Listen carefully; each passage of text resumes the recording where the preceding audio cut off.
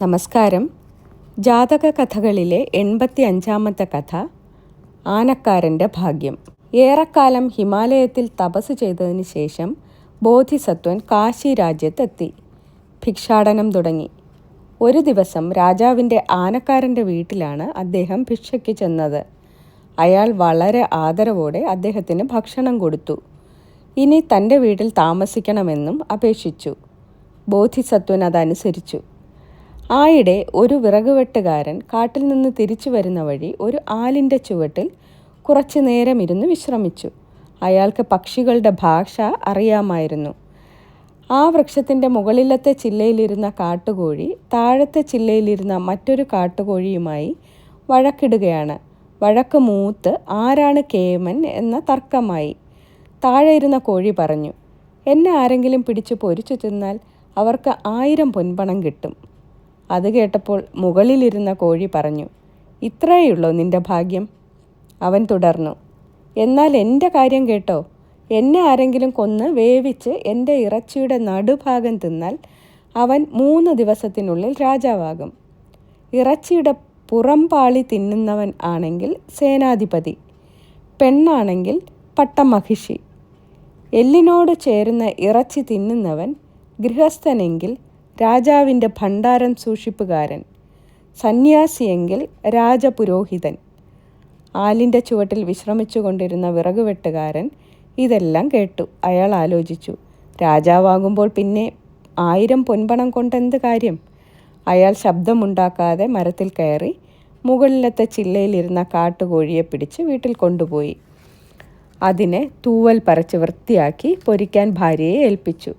അവളത് മസാല ചേർത്ത് പൊരിച്ചു, ചോറും വെച്ചു. എന്നിട്ട് ഭർത്താവിനെ ഉണ്ണാൻ വിളിച്ചു.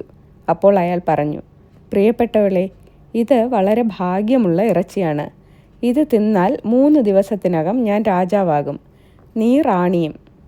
അത് കേട്ടപ്പോൾ അവൾ പറഞ്ഞു, നല്ല കാര്യമാണല്ലോ. എന്നാൽ നമുക്കൊന്ന് കുളിച്ച് ശുദ്ധമായിട്ട് ഈ ഇറച്ചി കഴിക്കാം. അവർ ഇറച്ചിയും ചോറും ഒരു പാത്രത്തിലാക്കി അടച്ചു കെട്ടിക്കൊണ്ട് പുഴക്കരയിലേക്ക് പോയി. അത് വെള്ളത്തിൻ്റെ വളരെ അടുത്ത് വെച്ചിട്ട് അവർ കുളിക്കാനിറങ്ങി. അപ്പോൾ ഒരു കാറ്റടിച്ചു. പുഴയിൽ വലിയ തിരകൾ ഉയർന്നു. തിരയിൽപ്പെട്ട് ഭക്ഷണപാത്രം ഒഴുകിപ്പോയി. താഴെ ഒരു വളവിനപ്പുറം രാജാവിൻ്റെ ആനക്കാരൻ ആനകളെ കുളിപ്പിക്കുകയാണ്. പാത്രം ഒഴുകി അയാളുടെ അടുത്തെത്തി. അയാൾ അതെടുത്ത് തുറന്നു നോക്കി. അല്ല, ഇറച്ചിയും ചോറുമാണല്ലോ. അയാൾ സന്തോഷിച്ചു. പാത്രം എടുത്ത് പൊതിഞ്ഞു കെട്ടി തൻ്റെ സഹായിയുടെ കയ്യിൽ വീട്ടിലേക്ക് കൊടുത്തയച്ചു. എന്നിട്ട് പറഞ്ഞു, ഇത് കൊടുത്തിട്ട് ഞാൻ വന്നേ തുറക്കാവൂ എന്ന് വീട്ടുകാരിയോട് പറയണം കേട്ടോ. അയാൾ അങ്ങനെ ചെയ്തു. മരം വെട്ടുകാരനും ഭാര്യയും ഭക്ഷണപാത്രം അന്വേഷിച്ച് പുഴക്കരയിലെല്ലാം നിലവിളിച്ചുകൊണ്ട് നടന്നു. ആനക്കാരൻ്റെ വീട്ടിൽ ഇറച്ചിപ്പാത്രം എത്തിയപ്പോൾ ബോധിസത്വൻ അവിടെ ഉണ്ടായിരുന്നു. ദിവ്യദൃഷ്ടി കൊണ്ട് പാത്രത്തിലെ ഇറച്ചിയുടെ പ്രാധാന്യം അദ്ദേഹം അറിഞ്ഞു. കുറച്ചു കഴിഞ്ഞപ്പോൾ ആനക്കാരനും എത്തി. അയാൾ ആദ്യം ബോധിസത്വനെ ആദരിച്ച് ഭക്ഷണം കഴിക്കാനിരുത്തി. കൂടെ താനും ഇരുന്നു. എന്നിട്ട് ഭാര്യയോട് പറഞ്ഞു, ഞാൻ തന്നയച്ച പൊതി എടുത്തുകൊണ്ടുവാ. അവൾ ആ പാത്രം എടുത്തുകൊണ്ടുവന്നു. ആനക്കാരൻ പൊതി അഴിച്ച് പാത്രം തുറന്നു. അപ്പോൾ ബോധിസത്വൻ പറഞ്ഞു, ഞാൻ വിളമ്പാം. അദ്ദേഹം ആ ഇറച്ചിയുടെ മാംസളമായ നടുഭാഗം ആനക്കാരന് കൊടുത്തു. പുറം ഭാഗം ആനക്കാരൻ്റെ ഭാര്യയ്ക്കും കൊടുത്തു. പിന്നെ എല്ലിനോട് ചേർന്ന ഭാഗം താനും എടുത്തു. ആഹാരം കഴിച്ചു കഴിഞ്ഞപ്പോൾ ബോധിസത്വൻ ആനക്കാരനോട് പറഞ്ഞു, ഒരു വിശേഷപ്പെട്ട ഇറച്ചിയാണ് നാം കഴിച്ചത്. ഇന്നേക്ക് 3-ാം ദിവസം നിങ്ങൾ ഈ രാജ്യത്തെ രാജാവാകും, കരുതിയിരിക്കുക. പിറ്റേ ദിവസം അയൽ രാജാവ് കാശിരാജ്യം ആക്രമിച്ചു. പേടിത്തൊണ്ടനായ കാശിരാജാവ് ഒരു സൂത്രം പ്രയോഗിച്ചു. തൻ്റെ രാജകീയ വേഷം ആനക്കാരനെ ധരിപ്പിച്ച് ആനപ്പുറത്ത് കയറ്റി യുദ്ധമുന്നണിയിലേക്ക് അയച്ചു. രാജാവ് ഒരു സാധാരണ ഭടൻ്റെ വേഷമണിഞ്ഞ് സേനയുടെ പിന്നിലൊളിച്ചു. പക്ഷേ ശത്രു സൈന്യത്തിൻ്റെ അമ്പേറ്റ് ഭടൻ്റെ വേഷത്തിൽ നിന്ന രാജാവ് മരിച്ചു വീണു. രാജാവിൻ്റെ വേഷം ധരിച്ച ആനക്കാരൻ ആനപ്പുറത്തിരുന്ന് ഇത് കണ്ടു.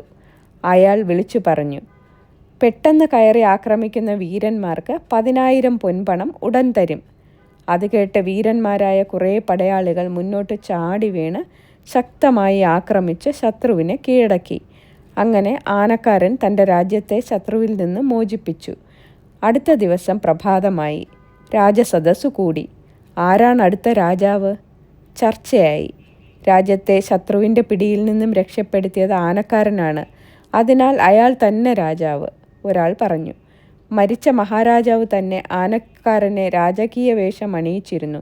അതിനാൽ അയാൾ തന്നെ രാജാവ്, മറ്റൊരാൾ പറഞ്ഞു. അങ്ങനെ രാജസദസ്സ് ഒറ്റക്കെട്ടായി തീരുമാനിച്ചു, ആനക്കാരൻ തന്നെ രാജാവ്. ഉടൻ തന്നെ അയാളെ രാജാവായി അഭിഷേകം ചെയ്തു, ഭാര്യയെ രാജ്ഞിയായും.